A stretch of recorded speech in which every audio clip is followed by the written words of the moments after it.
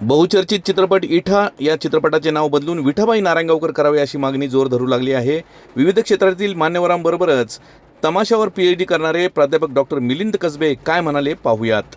गेली अनेक वर्ष नारायणगावच्या ग्रामोन्नती मंडळाच्या कला वाणिज्य व विज्ञान महाविद्यालयात प्रोफेसर डॉक्टर मिलिंद कसबे हे काम करतायत आणि गेले अनेक वर्षाचा अनुभव पाहता त्यांनी डॉक्टर ज्या विषयात मिळवली तो म्हणजे तमाशा। आणि तमाशाबद्दल नारायणगावमध्ये आल्यानंतर नेमकं या तमाशाच का पीएचडी साठी निवडला हे आपण त्यांच्याकडून नंतर जाणून घेऊया। तत्पूर्वी तमाशा क्षेत्रावर सर एक चित्रपट येतोय इठा नावाचा, जे लक्ष्मण उतेकर दिग्दर्शक लेखक आहेत, ज्येष्ठ लेखक दिग्दर्शक आहेत, ज्यांचा छावा चित्रपट प्रदर्शित झाला। नेमकं त्यांच्या कुटुंबियांची मागणी म्हणजे विठाबाईंच्या कुटुंबियांची अशी मागणी आहे की नाव इठा नको, एकतर विठाबाई नारायणगावकर करा किंवा विठाई नारायणगावकर करा। काय सांगाल, तुमचं काय म्हणणं आहे? विठाबाईंसारख्या तमाशा सम्राज्ञीवर विशेषतः हिंदीमध्ये चित्रपट येतोय, ही खूप आनंदाची चांगली गोष्ट आहे। या चित्रपटात आपल्या गावाचं नाव नारायणगाव हे गाळलंय, पण याबद्दल मात्र माझंही थोडंसं वेगळं मत आहे। नारायणगावने आपल्या अंगाखांद्यावर अनेक तमासगीर वाढवले, जगवले। तमासगीर नारायणगावच्या कुशीत राहिले आणि त्यांनी तमाशा कला विकसित केली।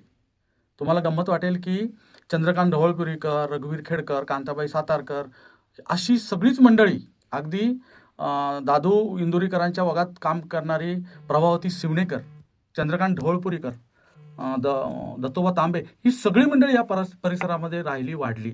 त्यामुळे नारायणगावने तमाशाला आणि तमाशा कलेच्या विकासाला मोठं योगदान दिलेलं आहे, हे नाकारता येणार नाही। त्यामुळे या चित्रपटाच्या नावातनं विठाबाईंच्या नावापुढे जे नारायणगाव असं नाव आहे त्याच्याशी छेडखानी करणं फारसं उचित नाही, ते असायलाच पाहिजे।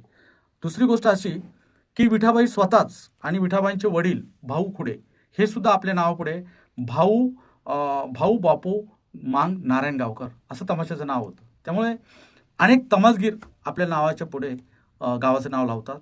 तुम्ही कोणत्याही तमासगीराचं नाव घ्या, रघुवीर खेडकर, कांताबाई सातारकर, हे सगळेच तमासगीर त्यांच्या गावाचं, कारण तो गावाचा अभिमान ते बाळगतात आणि गावही त्यांचा अभिमान बाळगतो।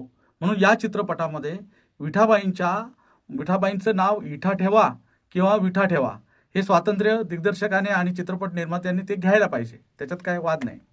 किंवा जातीवाचक उल्लेख सुद्धा याच्याबद्दलही माझ्यासारख्या अभ्यासकाचं काही मत नाही आहे। पण गावाचा सांस्कृतिक इतिहास या निमित्ताने वंचित राहू नये, तो पुसला जाऊ नये, म्हणून या चित्रपटाच्या शीर्षकामध्ये आणि या चित्रपटाच्या अंतरंगामध्ये नारायणगाव हे नाव आणि नारायणगावने तमाशा पंढरी विकसित करण्यासाठी, तमाशा कला विकसित करण्यासाठी दिलेले योगदान असायला पाहिजे, असं अभ्यासक म्हणून मला वाटतं।